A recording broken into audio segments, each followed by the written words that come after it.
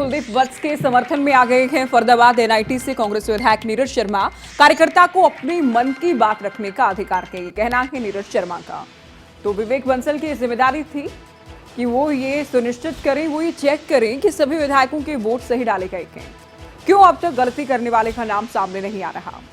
तो ये बड़ी खबर आपको बता रहे हैं, क्योंकि राज्यसभा चुनाव में जो कुछ हुआ वो पूरे हरियाणा के सामने है। अब राज्यसभा चुनाव में एक वोट क्रॉस वोट हुआ कांग्रेस का, वो भी खुलकर सामने आ चुकी थी बात, लेकिन एक वोट जो रद्द हुआ वो वोट किसका था उसे लेकर बयानबाजी अभी जारी है। और ये मामला अब इसलिए भी तूल पकड़ता नजर आ रहा है क्योंकि अब नीरज शर्मा की ओर से कहा गया कि नाम सामने क्यों नहीं आ रहा। तो हमारे संवाददाता अनिल राठी फोन लाइन पर थे। अनिल, राज्यसभा चुनाव का मामला अभी थमता नजर नहीं आ रहा, क्योंकि नीरज शर्मा की ओर से कह दिया गया कि विवेक बंसल को यह सुनिश्चित करना था कि वोट सही से हुए। और दूसरा बड़ी बात यह भी सवाल खड़ा कर दिया गया है कि जिसका भी नाम था वो सामने अभी तक क्यों नहीं आया। जी बिल्कुल, देखिए ज्योति, आपको बता दें कि जिस तरीके से ये पूरा विवाद है, 10 जून को जो है वो राज्यसभा का चुनाव हुआ था, लेकिन इसके बावजूद जिस तरीके से एक वोट का जो मामला था, हालांकि इसमें 2 वोट का मामला था।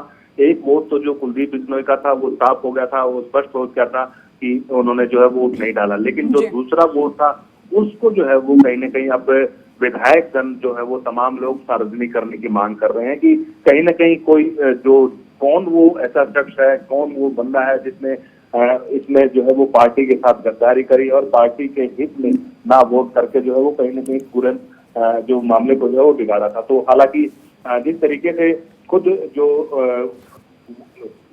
जिस तरीके से पवन बंसल के ऊपर जो है वो उन्होंने साफ तौर से विधायक ने भी जो है वो आरोप लगाते हुए कहा कि कहीं ना कहीं जब उनसे कोई सवाल पूछा जाता है, जब इस बारे में कोई सवाल किया जाता है, तो कहीं ना कहीं वो उल्टे उसी विधायक के ऊपर जो है वो कार्रवाई की बात करते हैं। तो कहीं ना कहीं इस तरीके से जो है वो अब इनके अंदर एकजुटता दिखाई दे रही है। और जिस तरीके से इस विधायक ने, जो कुलदीप वत्स ने जो है वो अपना बयान दिया, तो उसके समर्थन में जो है वो पूरे तरीके से अब विधायक उतर गए हैं। जी बहुत शुक्रिया अनिल, पूरी जानकारी आपने दी। तो विवेक बंसल को लेकर दरअसल ये कहा गया कि नीरज शर्मा की ओर से कि विधायक अपनी बात रख सकते हैं।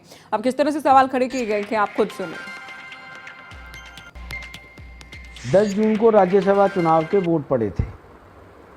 विवेक बंसल जी हमारे प्रभारी भी हैं और उस दिन पोलिंग एजेंट भी हैं। पर जैसा मैं आज देख रहा हूं टीवी चैनलों पे कि कुलदीप वत्स जी के खिलाफ पार्टी में एक्शन लेने और कानूनी कार्रवाई की बात हो रही है। अच्छा होता सबसे पहले एक्शन उस काली भेड़ पे लिया जाता जिसने राज्यसभा चुनाव में क्रॉस वोट की। और मैं पहले भी कह रहा हूं कि 3 संभावनाएं हैं। बंसल जी या तो नाम छुपा रहे हैं या बंसल जी को पता नहीं, क्योंकि वोट तो सब एमएलए ने दिखाई है। अगर जो वोट नहीं दिखाते तो वोट कैंसिल हो जाती, वो गिनती में ही नहीं आती। उन्होंने ये भी नहीं कहा कि किसी एमएलए ने वोट नहीं दिखाई। या तीसरा ये हो सकता है कि काउंटिंग के समय रात को कोई भूत प्रेत अदृश्य शक्ति आई और उसने लकीर के नीचे ऐसे टिक का मार्क कर दिया। हमें बड़ा दुख है। हम लोगों ने 10 दिन अपनी जनता से दूर रह के देखा और आज किसी साथी विधायक ने अपने मन की पीड़ा कह दी, तो इसमें बुराई क्या है? कुलदीप वत्स जी से पहले एज ए प्रभारी विवेक बंसल जी का नैतिक कर्तव्य बनता है। हरियाणा की करोड़ों जनता जानना चाहती है। कुलदीप बिश्नोई जी ने तो ओपन बता दिया कि हाँ मैंने वोट नहीं दी। उसके अलावा वो काली भेड़ कौन है जिसने अपनी पार्टी से